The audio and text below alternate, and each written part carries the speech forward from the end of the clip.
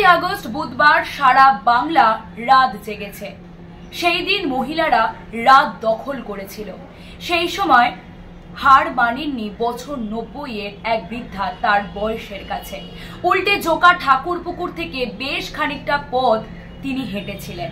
সোজাভাবে দাঁড়াতে পারেন না তিনি এই বয়সে, তাও কোনো কিছুই হার মানেনি সেই সময় তার কাছে। আরজিকর কাণ্ডের প্রতিবাদে তিনি বেরিয়ে পড়েছিলেন সেই দিন রাস্তায়। সোশ্যাল মিডিয়ায় এই মুহূর্তে তিনি ভাইরালও হয়েছেন। আমরা এই সময় ডিজিটাল পৌঁছে গিয়েছি তার বাড়িতে, কথা বলে নেবার চেষ্টা করব তার সঙ্গে।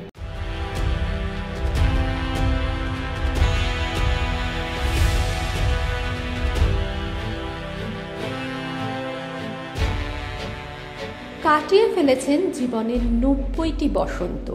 স্বাধীনতা থেকে দেশভাব, গণতন্ত্রের প্রতিষ্ঠা থেকে এমার্জেন্সি, পেরিয়ে এসেছেন বহু গুরুত্বপূর্ণ অধ্যায়। অ্যানালগ টু ডিজিটাল বিবর্তনেরও সাক্ষী 90 ঊর্ধ্ব মায়া রানী চক্রবর্তী।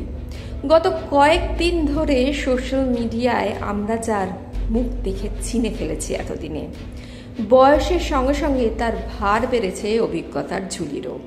কোনো কোনো সময় চোখের সামনে ঘটে যাওয়া ঘটনা ক্ষত বিক্ষত করে দিয়েছে হৃদয়। গলার কাছে দলা পাকানো যন্ত্রণা চোখের কোল বেয়ে চলেছে। সময়ের সঙ্গে সঙ্গে সহ্য করতে করতে সহ্য শক্তি এখন কাঠিন্যের দেয়াল তুলেছে হৃদয়ে। এখন আর ছোট ছোট ঘটনাগুলো তাই সেভাবে নাড়া দেয় না, কিন্তু আরজিকর হাসপাতালে নেই নৃশংস ঘৃণ্য ঘটনা নতুন করে ধাক্কা দিয়েছে 90 ঊর্ধ্ব বৃদ্ধার মনেও।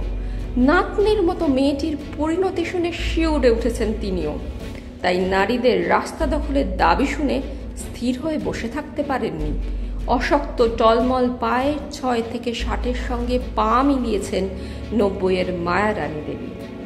90 ঊর্ধ্ব দিদার ন্যায় বিচারের দাবি নজর কেড়েছে সোশ্যাল মিডিয়ায়। তাই 14ই আগস্ট রাতে মায়া রানী দেবীর এই প্রতিবাদ আলাদা মাত্রা দিয়েছে। ঐতিহাসিক সেই রাতে 90-এর নবীনের এই টলমল পায়ের প্রতিবাদ নতুন করে জাগিয়ে তুলেছে আরও কয়েক হাজার মানুষের বিবেক।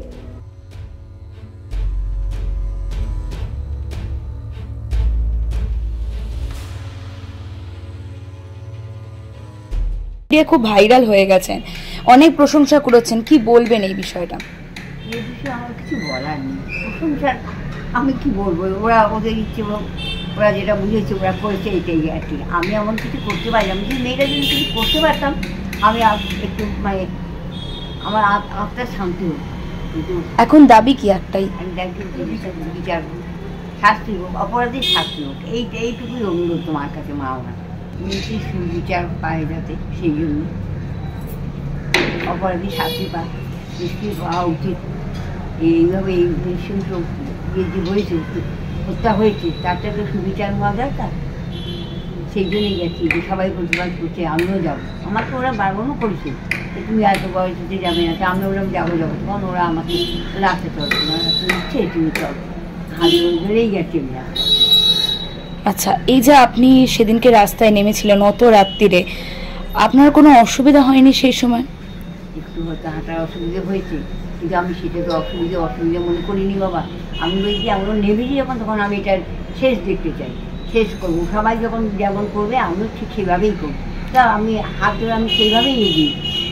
আরজিকরের যে ঘটনা সেটা অত্যন্ত দুঃখজনক, কি দাবি জানাচ্ছেন আপনি? অপরাধী শাস্তি দাও। আপনিও তো একজন মা। হ্যাঁ নিশ্চয়ই, আমি মা, আমি ঠাকুমা, আমি মা, আমার তো ওরকম বসে আমার নাতিরাও আছে। বাড়ির বয়োজ্যেষ্ঠ মানুষের এই স্পিরিট সত্যিই শিক্ষণীয়।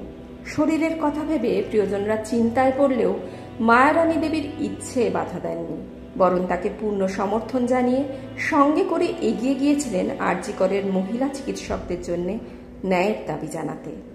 আপনার কি পিসি হয়? আমার পিসি। আচ্ছা, পিসিকে সঙ্গে নিয়ে বেরিয়েছিলেন? হ্যাঁ, আমি, আমার দিদি, আমার স্ত্রী সবাই আমরা একসাথে বেরিয়েছিলাম। পিসি বলছিল প্রথমে যাবো না, যাবো আমি বললাম তুমি যেও না, পারবে না, এত হাঁটতে পারবে না। তো যাই পিসি জোর করে গেছে, আমিও সাপোর্ট করেছিলাম, দিদিও সাপোর্ট করে নিয়ে গেছে, ধরে ধরে পিসিকে নিয়ে গেছিলাম। তো এই আর কি। মানে ওনার অসুবিধা হয়নি রাস্তায়?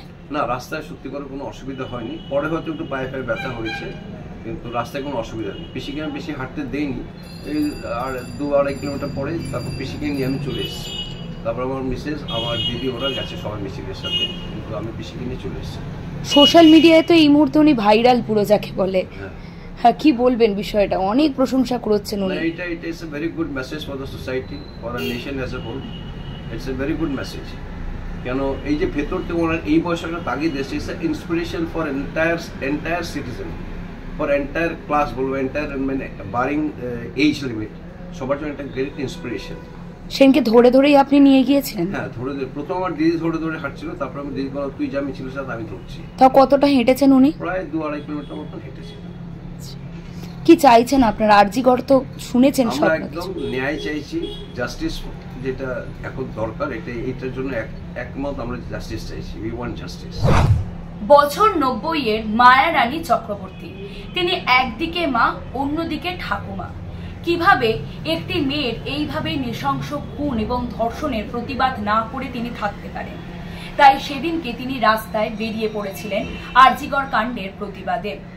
তিনি এখনো দাবি জানাচ্ছেন যাতে দোষীদের সর্বোচ্চ শাস্তি হয়। এই সময় ডিজিটালের জন্য সুকৃতি।